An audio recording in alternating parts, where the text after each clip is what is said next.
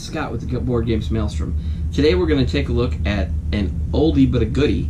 It is the 2 to 4 player game Torres, who has been recently republished by IDW Games. It was a Spiel des Jahres winner, or at least nominee. I'll have to look that up. I should have probably known that, huh? Back in 2000. It's by Wolfgang Kramer and Michael Kiesling, and it's an abstract strategy, something in the vein of Santorini or even chess. I mean, it's strategy. And let's go down to the table and take a look at how it plays. Alright, and here we have Torres set up in a 2-player game. You're going to set up a castle on each of the icons. Each player's going to randomly, wherever they want to put one of their knights on the board on one of the castles or near one of the castles. I believe we put it on, and then you have your king. And basically what you're trying to do is you're trying to build up the largest castle while meanwhile trying to get the king's bonus and all that in a matter of seasons within each year. In a 2-player game, as you'll see, it tells you each year what you're going to, how many castles you get to play with and set up into seasons. In a 2-player game, there's three castles, 4 seasons, and that is the same in year 2 and year 3. I believe this is different in 3 or 4-player games. You have certain actions you can do. The first action that you could do is to place a knight, and that costs you 2 action points. And basically where you can place your knight is next to a knight you already have on the board, but not diagonally next to. It can only be orthogonally next to the knight on the board. The second thing you can do is you can move your knight 1 space. That costs you 1 action point. The third thing you can do is you can take one of your stacks of cards, or one of your stacks of castles in the season, and you can place them. And you can place them anywhere on the board. It doesn't have to be just placed where your knight is, but you can place them anywhere on the board. Maybe build up the king's castle a little.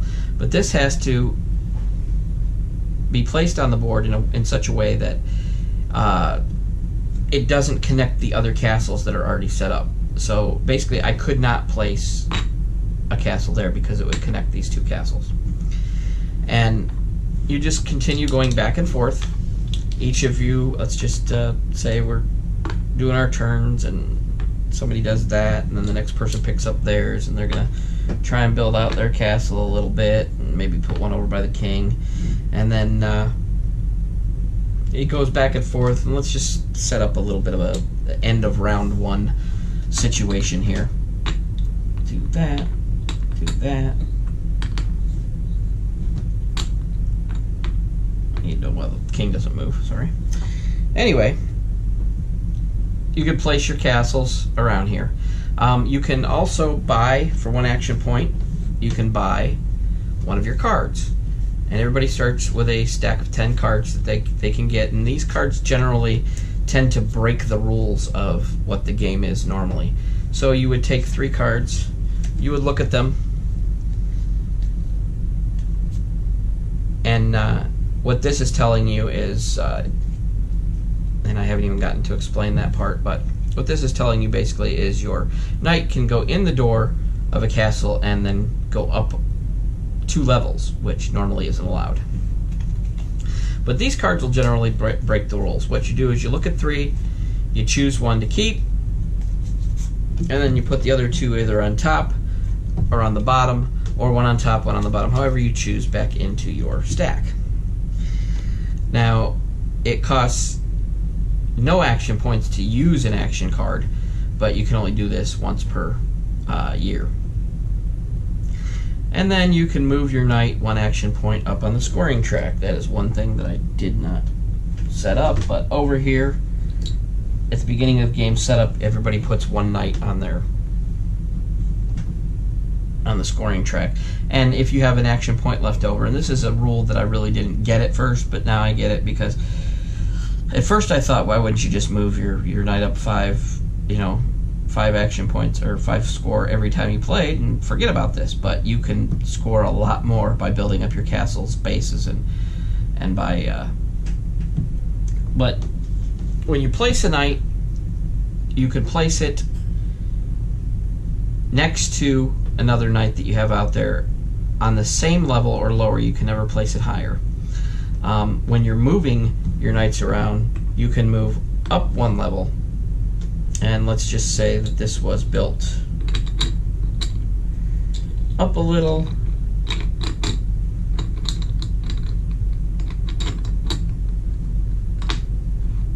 I'm having trouble with the pieces. This is built up a little. You could go here for one action point and then here for one action point, but you could never go from here to here. Now, as far as coming down, you can come down off as many levels as you want. Another way you can move is you can move in the door of any castle and up one level and out any other door. So if I go in this door, I could come out this door here. I could go in this door and come out this door here. I could go in this door. I could go in this door, and this all only costs one move. You go in. So actually, in the case of this situation, you're getting to go in a door and move 2 spaces for one move. At the end of each round, let's just say everybody placed one here and then one here. And let's just put out some of the other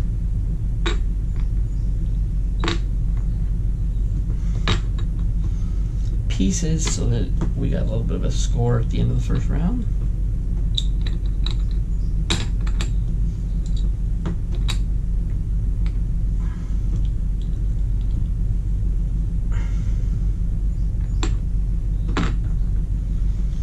Let's place these out and say this was a situation at the end of the first year, and then you would do your scoring. And how that basically works is it's your height times your base is your score. In this case, this castle has a base of 6. 1, 2, 3, 4, 5, 6. And your knight is sitting at a height of 3. 6 times 3, 18 points. The purple player would get 18 points for this area. On here, the blue player would get 3 times 2, 6 points.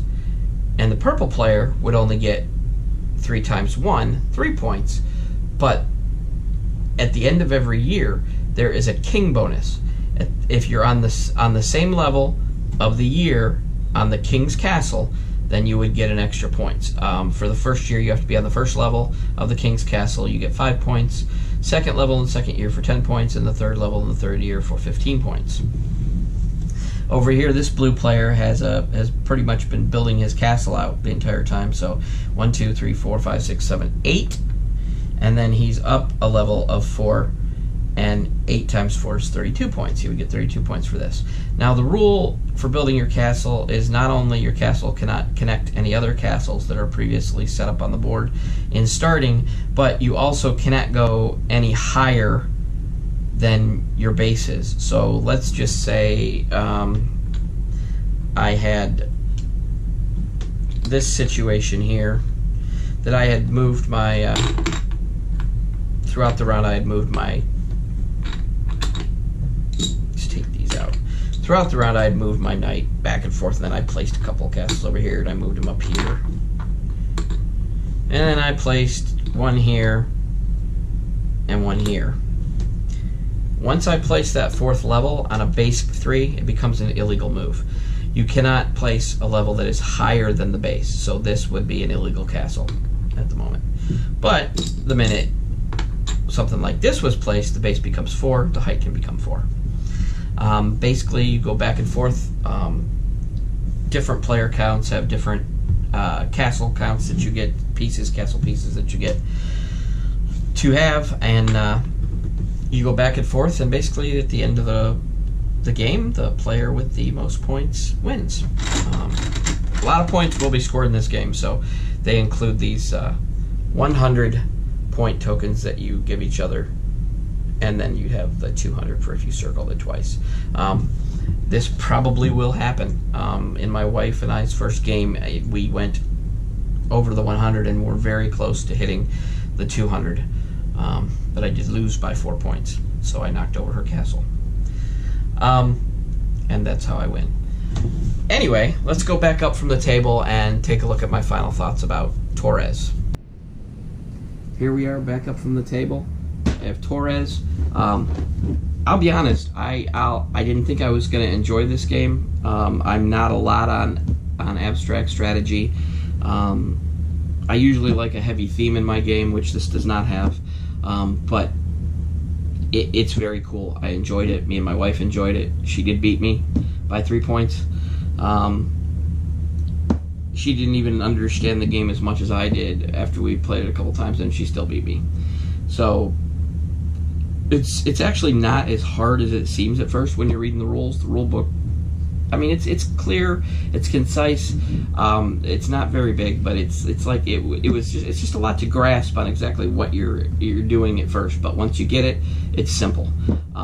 You grab some castles, you place them. If you don't have any, if you don't place all your castles, you either place them on another stack, but not to exceed 3 in your thing, in your supply, and toss the rest away.